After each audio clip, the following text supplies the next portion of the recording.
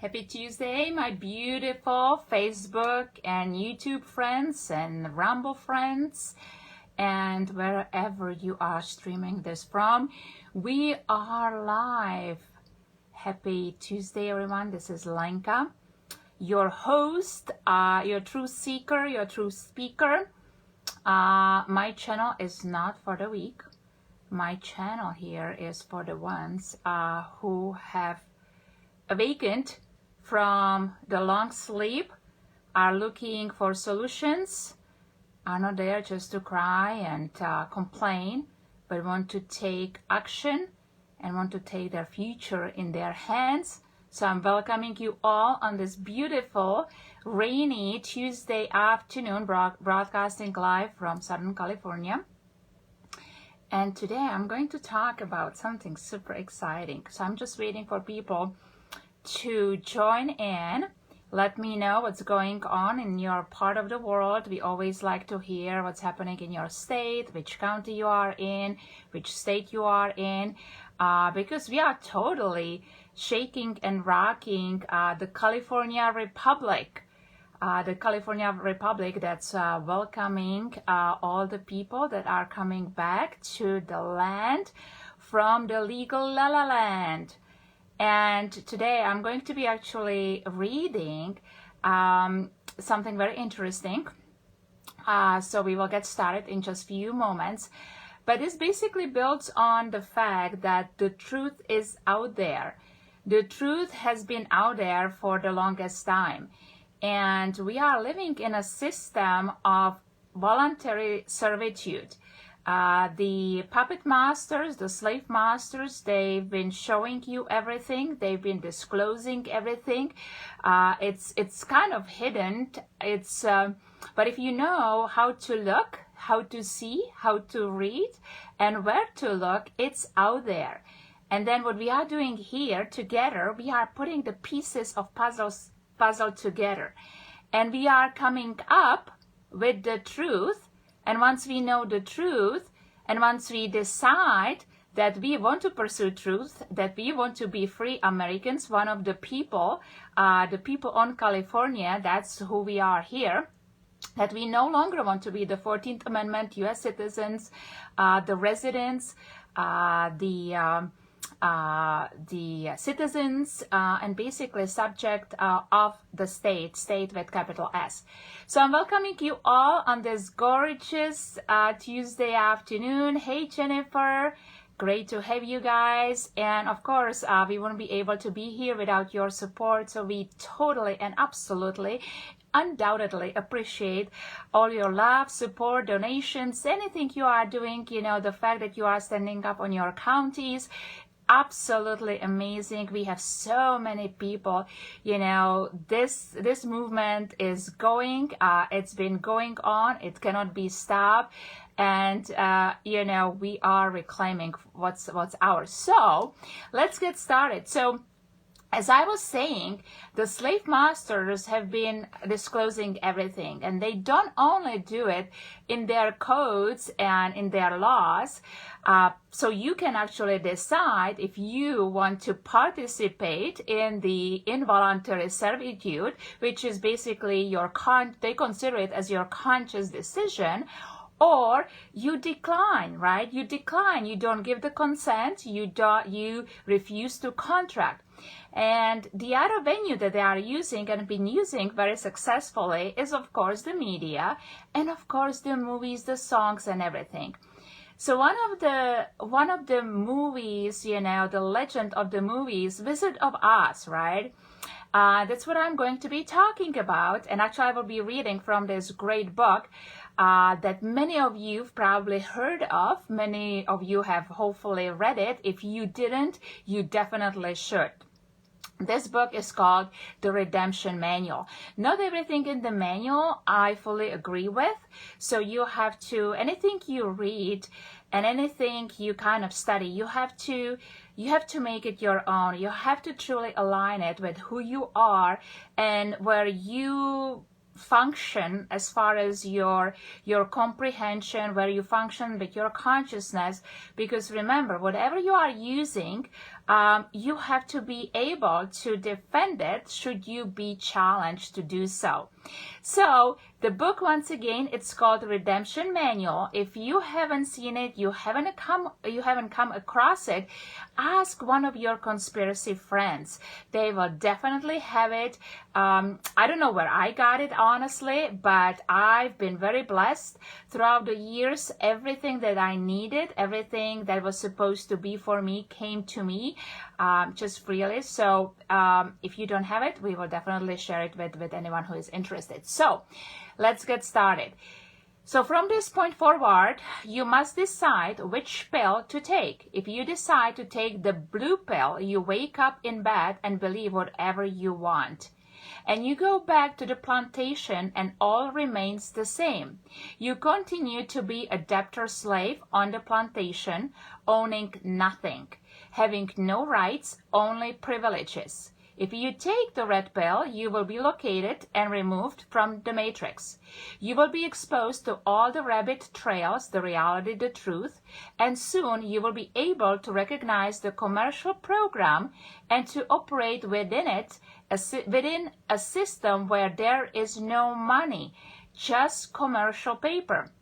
You will come to understand all things as you go forward. You will learn to go to peace and not to war. This is such an important point. People, we are at peace. We people are at peace. We just want to go about our life. We want to raise our children. We want to enjoy our children and our families and whatever our soul desires. We just want to live life, and we have that right to life and liberty as is secured to us under the Constitution, the supreme law of the land. So we are not the ones at war. It's actually them, the domestic enemy, pretending to be our government, all those corporations and their agents who are warring against us. So let's be very clear about it. This is why the First Amendment is so powerful, because the power of the pen and the paper and the things that we put on that paper, that's worth so much. We don't need to default into the Second Amendment, although the Second Amendment is very important, why our founding fathers put it in there for us. But we are peaceful. We are always peaceful, and we are always honorable people. You have to practice that. You have to speak it. You have to be it. You have to live it. So we are peaceful. They are the ones who are and have been warring against us for so many generations. Before you is a lot of responsibility. As you take the red pill and go forward, there is no going back. You will never be the same. And we continue into the preface here. The war that is raging in the world is a war to influence what you think and ultimately how you act. You can control any group, no matter how large, if you can shape their opinions, perceptions, and belief system in such a way as to distract them from knowing or understanding the fundamental reality in which they are enmeshed, a prison without bars. This is the ultimate form of leverage. So this is the MK Ultra, this is the brainwashing, the programming that's been going on for so long that we are waking up from. So here is a summary of what happened. A group of men who wish to remain anonymous through their agents, which are employees of United States Incorporated and their subcorporations, began under the Lincoln administration to quietly hijack the Constitution and the three branches of the constitutional republic. A quasi-governmental corporate takeover was then engineered to take control of the 50 states, the banking system, and the coining and printing of money. A civil war, a bankruptcy, and the confiscation of the wealth of the nation were sponsored in order to create a context, read emergency, for the enslavement of the formerly sovereign people of the 50 formerly sovereign states under color of law. Very important point. Any of their code statutes, ordinances, is color of law. This is what they created under creation of that corporation. The icing on the cake, in 1938, the rulings of the Supreme Court were then partitioned to prevent the invocation of any law based on the common law to be replaced by the Uniform Commercial Code and courts of international contract law, which is Admiralty. So anything you know, everything you see out there as a government, any of the courts, it's not under common law that can hear actually people. Everything is contractual law under Admiralty. The coup d'etat is that most of you don't even realize that you have personally aided and abetted by your own ignorance of history and the law, signed and acted yourself into this system of commercial slavery. You do this every time you get a job, get yourself into this system of commercial, sorry, I skipped the lines here. You do this every time you get a job, get married, give birth, register your car, take out a mortgage, use Federal Reserve notes, or join the military. Welcome to the same old world order. We have seen the enemy, and the enemy is US. Actually, this is meant, and the enemy is us. The enemy is us. This is the system of the voluntary enslavement that we do not know that we are getting into these adhesion contracts because of our ignorance and not fully comprehending the true law. If this is news, congratulations. You are a successful mind control subject. If you think you are a landowner in America, take a close look at the warranty deed or fee title to your land. You will almost always find the words tenant or tenancy. The title or deed document establishing your right as a tenant, not a landowner, has been prepared for transfer by a licensed bar attorney, just as it was carried out within the original English feudal system that you may have presumed yourself to have escaped from in 1776. If your goal is to recover what has been stolen from you, it will be necessary to redeem yourself from living a life of false perceptions. Redemption is the path of waging peace with your adversary. It is the path of turning the fraud that has been perpetuated on you to your advantage so that you can control your property and prevail in any venue involving agencies and employees of the state and federal quasi-government. This manual offers you the opportunity to move from the ranks of debtor, slave on the plantation to the elevated status of beneficiary, I will say. We wish you success in this redemption.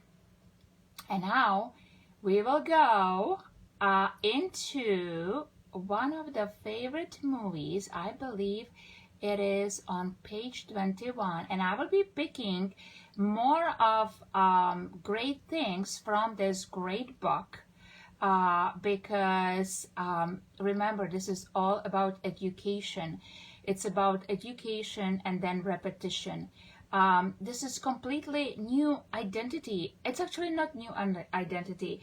You are breaking free from the false, fake identity, the presumed, assumed identity, and you are coming back home to who you've always been, that you were born sovereign. So here we go. We go to the movies for entertainment, maybe to get away from the reality of our world, and just for a few moments we escape that reality and enter a twilight zone, if you will, of adventure, romance, and the like. But is it possible someone is trying to tell you something? Is there full disclosure being made on the silver screen?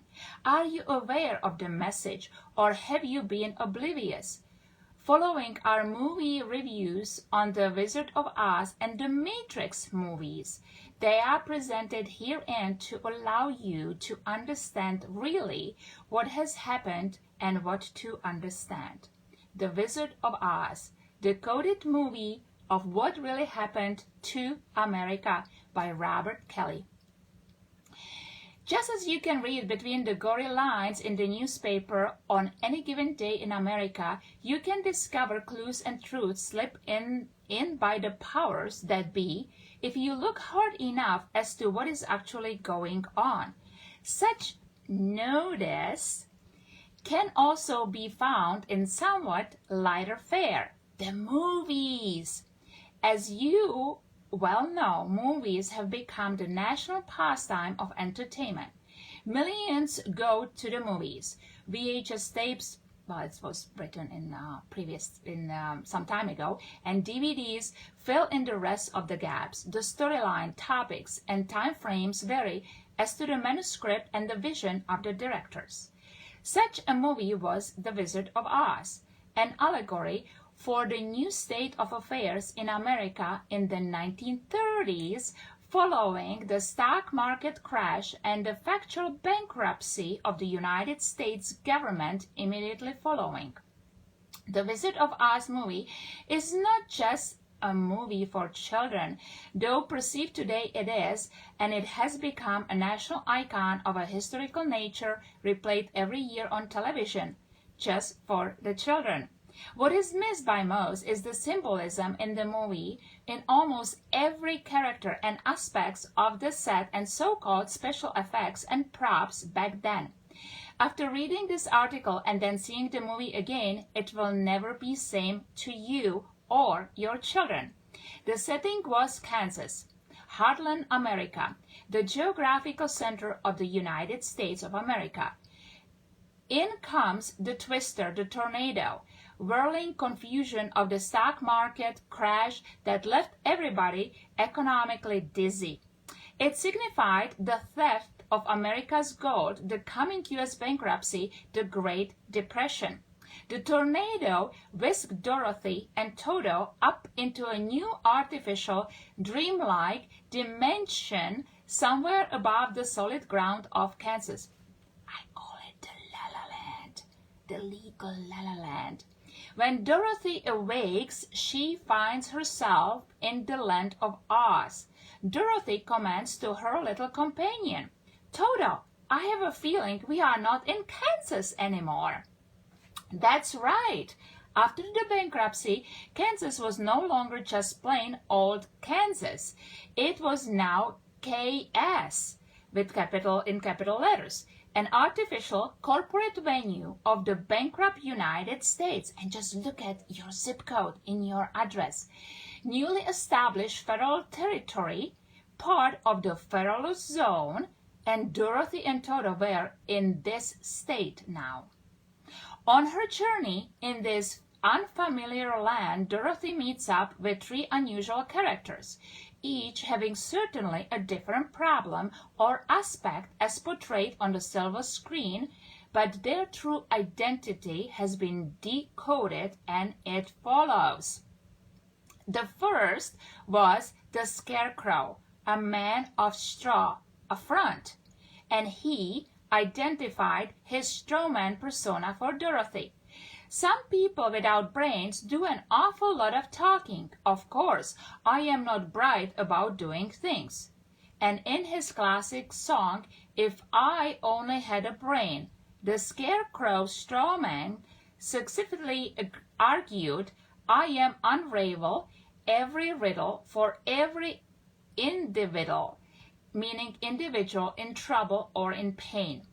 Today, in light of redemption, we would translate it as, once one discovers that his strawman exists, all political and legal mysteries, complexities, and confusions are resolved or understood, and once one takes legal title, meaning control, to his strawman, he becomes the authorized representative of the strawman to accept and discharge, aka settle, all commercial affairs, as in Oz, the new commercial world, aka the Matrix.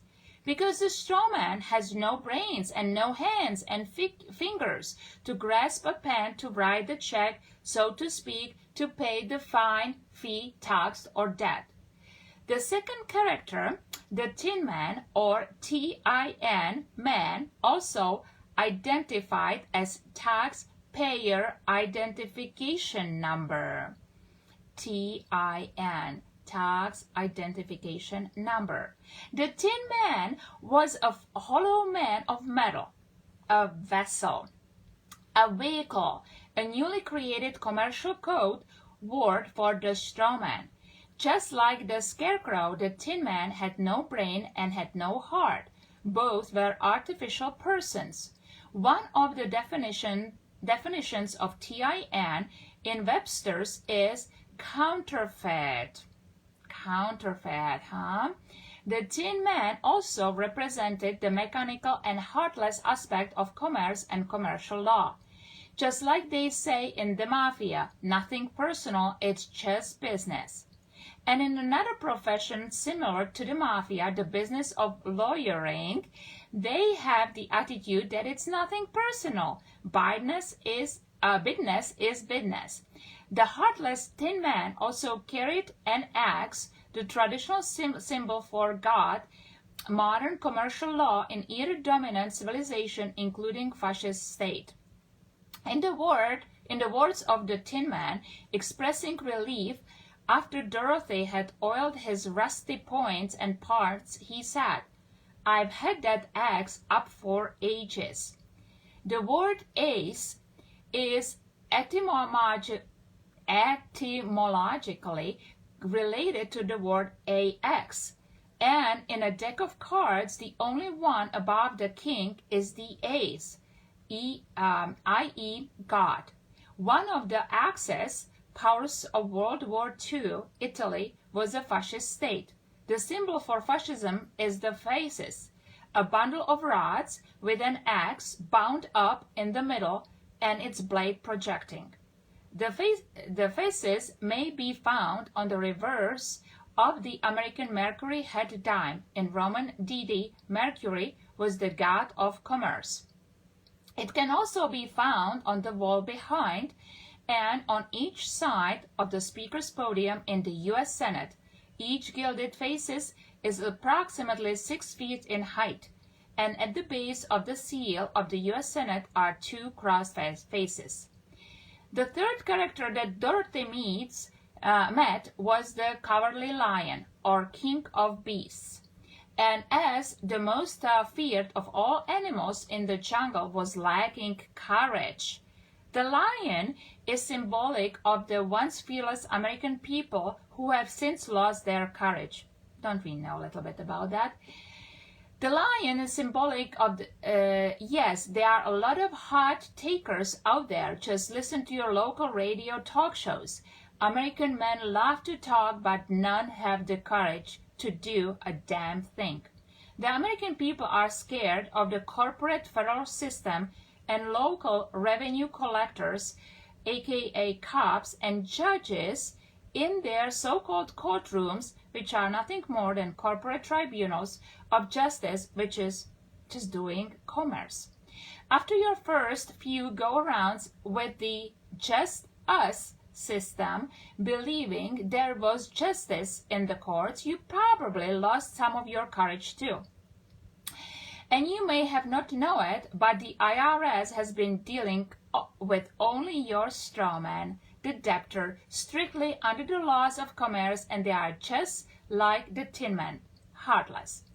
After Dorothy and her 3 companions made their way to Oz, they had learned that they had to go see the wizard. To find the wizard, they had to just follow the yellow brick road. Gold is known as yellow bricks and are melted into the ingots. All one has to do is follow the trails of America's stolen gold, and you will find the thief who stole it. In the beginning of the movie, the wizard was represented by the traveling mystic Professor Marvel, whom Dorothy encountered when she ran away with Toto. His shingle touted that he was acclaimed by the crowned heads of Europe, past, present, and future. Boy, that Professor Marvel must have been a regular wizard to be acclaimed by the future crowned heads of Europe before they were even crowned. Before the bankers stole America, they had long since disempowered the Christian monarchies of Europe and looted their kingdoms. Maybe this Professor Marvel fellow knew something about the future that other folks didn't. With a human skull peering down from its painted perch above the door inside his wagon, the good professor lectured Dorothy of the priests of Isis and Osiris and the days of the pharaohs of Egypt. When Dorothy and her new friends emerged from the forest, they were elated to see the Emerald City before them, only a short jaunt away. Then came the Wicked Witch of the West, desperate for the ruby slippers that Dorothy was wearing, as they held special powers. A significant point here is that in the original book, The Wonderful Wizard of Oz, published in 1900, 39 years earlier, the slippers were not red but silver. In the first cut of the movie, the slippers were silver but were changed to red to be more colorful. At the time of the book was written, America still had all its gold and silver. The value of 1 ounce of gold was set at 15 ounces of silver, with silver being the more plentiful of the two metals and generally known as poor man's gold. Just as the silver slippers carried Dorothy, America's stockpile of silver and gold backing the currency carried the country to a position of preeminence throughout the world at that time. But as mentioned, when the movie came out in 1939, the slippers were not silver but red. Between 1916 and 1933, most of America's gold was rounded up by the privately owned Federal Reserve banks and shipped off to the Fed owners in England and Germany. The reason for this was the Federal Reserve notes could be redeemed in gold, and the use of Federal Reserve notes carried an interest penalty that could only be paid in gold. The American people were defrauded into trading their gold for worthless paper with green ink on it. Our previous currency, United States notes, carried no such interest requirements, but such was the bargain that came with the Federal Reserve notes. The reason JFK was murdered was because he was reissuing United States notes, interest-free. Go to any coin store and see or buy a 1963 U.S. not Federal Reserve note. When the bankruptcy was declared in 1933, Americans were required, misdirected, to turn in all gold coin, gold bullion, and gold certificates by May 1st, known as May Day, the birthday of communism in Bavaria, in 1776, the birthday of the IRS, and celebrated worldwide as the International Workers' Holiday, a holy day to the wizard and his tribe. Talking to people who were alive at that time, you may find out that the general sentiment toward such thievery bordered on a second revolution. Maybe it was just too much of a clue or too much salt in the wound for Dorothy to be skipping down the yellow brick road in a pair of silver slippers, so that for whatever reason a color less likely to annoy or provoke was selected. This is why the red. With regard to the choice of ruby or red-colored slippers, red's primary significance, at least on documents and the like, is that it is the color of blood, as in flesh and blood, and symbolizes a living, breathing man or woman, meaning non-corporate, non-fictional. The color red could also have been chosen for the related tie to the international banking Federal Reserve founder, the Rothschilds, aka Red Shield family. It does signify private as opposed to public. Jennifer is asking, this is the 4th edition of the Redemption Manual I'm reading from. Your new Social Security card has a red serial number on the reverse. signifying the private side bond account attached to the public side of your strawman Social Security account. For postal employees, red stickers, registered mail means personal accountability, private. All other mail carries limited liability, meaning public. It is likely that the ruby slippers symbolize the American people with blood in their veins as opposed to citizens of the United States. It's the 14th Amendment, strawman with the counterfeit corporate blood of blue-black ink on a birth certificate. No matter their color in the movie, the wicked witch of the West wanted those slippers at any cost and had to move fast before Dorothy and her crew could make it to the Emerald City. The witch's tactic was to cover the countryside with poppy flowers or poppies, the source of heroin, opium, and morphine, symbolically drugging them, meaning the American people, into unconscious, and then just waltz in and snatch the slippers. In other words, the best way to subjugate the American people and boost the goods was to dull their senses by getting them hooked on drugs. Note, LSD was created the same year, in 1939, by Dr. Albert Hofmann. The puppies' drugs worked on Dorothy, the lion, and Toto, our flesh and blood friends, but had no effect on the Scarecrow or the Tin Man, the artificial entities. The two of them cried out for help, and Glenda, the good witch of the North, answered their prayers with a blanket of snow, aka cocaine, a stimulant, nullifying the narcotic effect of the puppy's opium on Dorothy, the lion, and Toto. At this writing, aside from marijuana, the most available drugs on the streets of America are heroin and cocaine in their various forms. As they all scampered toward Emerald City, the city of green, meaning Federal Reserve notes, the new fiat money or money by decree, we heard the Munchkins singing on the glory of the wizard's creation.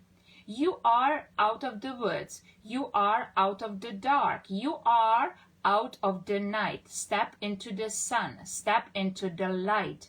Keep straight ahead for the most glorious place on the face of the earth and the stars. The foregoing jingle abounds with illuminous Luciferian symbols and metaphors regarding darkness and light. The Wicked Witch of the West made her home in a round medieval watchtower, ancient symbol of the Knights Templar of Freemasonry, who are given to practicing witchcraft and also credited as the originators of modern banking circa 1099 AD. The Wicked Witch of the West was also dressed in black, the color symbolizing the planet Saturn, sacred icon of the Knights Templar, and the color of choice of judges and priests for their robes. Let me repeat. Sacred icon of the Knights Templar and the color of choice of judges and priests for their robes. Who was the Wicked Witch of the West? Remember, in the first part of the film, her counterpart was Almira Gulch, who, according to Aunt Em, owned half the country. Miss Gulch alleged that Dorothy's dog, Toto, had bitten her. She came to the farm with an order from the sheriff demanding that they surrender Toto to her custody. Aunt Em was not immediately cooperative and answered Miss Gulch's allegations that Toto had bitten her with, "He's really gentle." With gentle people, that is. Could gentle really mean Gentile? When Miss Gulch defined them to withhold Toto and go against the law, dear old Aunt Em was relegated to punishing the party line for Big Brother. Let me see, we have some notes here or some comments. Okay, I think we answered them. She dutifully succumbed to the pressure and counseled Dorothy reluctantly. Does this sound like most American people? We can't go against the law, Dorothy. I am afraid poor Toto will have to go. When Dorothy refused to surrender Toto, Miss Gulch lashed out. If you don't hand over that dog, I will bring a damn suit that will take your whole farm. Today, 70% of all attorneys in the world reside in the West, America to be exact. And 95% of all lawsuits in the world are filed under U.S. jurisdiction. The Wicked Witch of the West and Miss Gulch, dear friends, represent judges and attorneys, the American legal system, including the attorney-run U.S. Congress. They are the executioners and primary henchmen for transferring all wealth in America from the people over to the banks and the government. The Wicked Witch of the West wanted the silver slippers, the precious metals, and her counterpart, Miss Gulch, wanted to take Toto. What does the word Toto mean?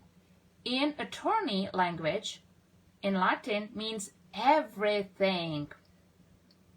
Dorothy and her 3 companions finally made their way to the Emerald City.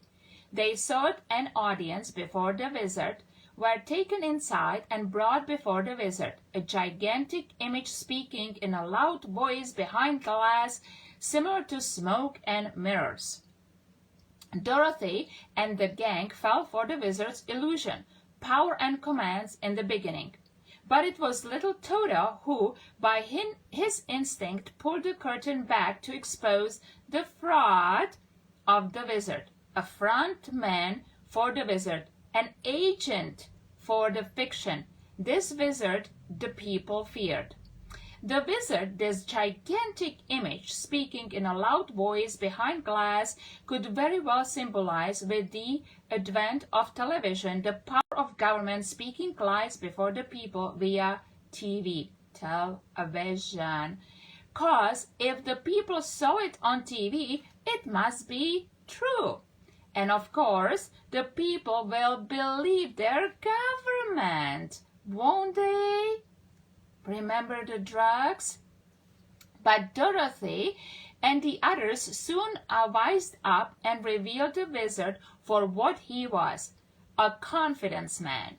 Then, when asking the administrative agencies about helping the scarecrow strawman about getting a brain, he gave the strawman a piece of paper and a diploma from a university. The wizard also cited the land of e pluribus unum, which is Latin for one out of many, converting the many into one new world order, or novus ordo seclorum, a Latin phrase placed on the American $1 bill shortly after the bankruptcy. He also proudly confessed that he was born and bred in the heart of the western wilderness, an old Kansas man himself. He gave the Tin Man a ticker clock to sound like a heart, but it was not. And to the lion he gave a medal to signify that the lion had courage. These all, of course, were mere trinkets in the land of Oz, a fictional world, of course. These all, of course, were mere... The bankers did pretty well in Europe, but as the wizard pointed out, they made a killing in the western wilderness, meaning America, with the theft of American gold, labor, and property, quoting John D. Rockefeller. Grateful and responsive rural folks who populated the country at the time. When Dorothy asked Glenda, the good witch of the North, representing honesty, good faith, and Christianity, for help in getting back to Kansas, Glenda replied, "You don't need to be helped. You've always had the power to go back to Kansas. Just click your heels together 3 times, 3 days, which is truth in lending, and say, there is no place like home." Translation: you've always had the right and power to reclaim your sovereignty. You just forgot or were never taught that you or the American people have such power. The Oregon Bill of Rights says the people have all power. So says the California Constitution, 1849. Since the people are the true sovereign power, then it is only necessary to wake from the dumbed down, drug-like effect of the powers that be have over you and the American people as to that power and position, and then exercise it. The actual reclaiming of your sovereignty and the remedy in today's bankrupt commercial world is a process. Is a process. I will not be stating this. The Secretary of State, basically informing the Secretary of State, and the chargeback invoice with bill of exchange to the Secretary of the Treasury, U.S., wherein you can take commercial control of your strawman with a TIN number and charge up your UCC contract trust account so you can discharge the debts of your debtor. Americans have intimate first-hand knowledge of the heartless mechanics of the laws of commerce, religiously applying by the example of the unregistered foreign agents of the International Revenue Service, the IRS, which is an accounting firm and collection agency for the private Federal Reserve Bank, today the IMF, was constituted under the UCC at its inception in 1954 and has been operating strictly in that realm ever since. And as a side note, how was the Wicked Witch destroyed? By accident. A bucket of water, a true substance of all things, good and healthy, simple water, H2O, destroyed the evil, just like the O in ozone destroys virus and bacteria, cancer, did the oxygen in the water destroy the evil witch. You may have wondered what the remaining is behind the words in the title The Wizard of Oz. Look them up in the dictionary. Like almost everything else, it's right out there in the open for you to see if you will just look closely enough. One definition of a wizard is very clever or skillful person. OZ is an abbreviation of onza, the Italian word for ounce or ounces, the unit of measurement of gold, silver, and other precious metals. No matter how large the quantity of gold or silver being discussed, the amount is always expressed in ounces. Rather than hundreds of tons of gold, it's so many millions ounces of gold. As attested by the factual history of this country, the Wizard of Oz was the Wizard of Ounces. And who took the gold that backed the America's money? Why the bankers and the lawyers working for the foreign principals, the private Federal Reserve constituting the 20 Class A stockholders being mostly private bankers, all orchestrated and greased by politicians then and still today, only because it is not the mindset of politicians today to correct the matter and put full and absolute power over the control, creation, minting, and putting into circulation of United States money backed by gold, actual substance of value. What everyone has to understand is that as things are today, the commercial system as in place is better for everyone, just as long as everyone understands the program. Maybe the Wizard of Oz back then was the introduction of the program as to the monetary condition and changes in America. It just appears that no one gave full disclosure to American people, not only of the change, but how to operate in this new commercial world where all the real value was removed and all that was put in its place was commercial paper. Everything worked out for Dorothy, meaning the American people. In the end, she made it home, meaning there is remedy in law. It's there. It was just encoded and disguised and camouflaged. Fortunately, the code has been cracked and there is a way home, just like in the movie. Like Dorothy said, there is no place like home, and there isn't. There is nothing like sovereignty for sovereign people. We have commercial remedy in the redemption process. Will you continue to be conned by the confidence man and believe the wizard's words coming out from that box of smoke and mirrors called the TV? Or will you wise up like Dorothy did and look behind the scenes to recognize the scheme? Will you rise above the occasion and obtain the knowledge to become the beneficiary, private banker, and sovereign, to take your place among others who are above the government instead of being the debtor slave on the plantation, living your life in debt and servitude? It's your choice. Dorothy did it a long time ago to show the American people and maybe the children the way how to do it, and that it can be done. Now go rent and buy the movie and see it again for the first time with your eyes wide open. Oh my, oh my. That's what happens when we learn how to see, when we learn how to hear, when we learn about all the constructive fraud.